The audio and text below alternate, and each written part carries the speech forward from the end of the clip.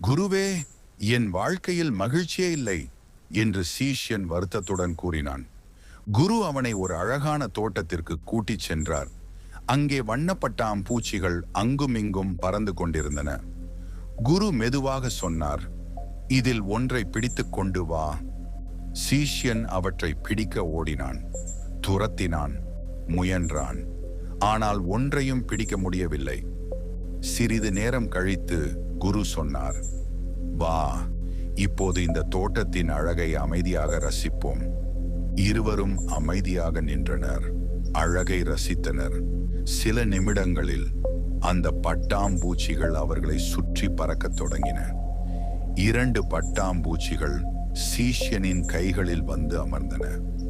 குரு சிரித்து கூறினார், இதுதான் வாழ்க்கை. மகிழ்ச்சியை துரத்துவதல்ல வாழ்க்கை. அதை அமைதியாக ரசிக்கும் போது மகிழ்ச்சி நம்மை தேடி தானாக வந்து சேரும்.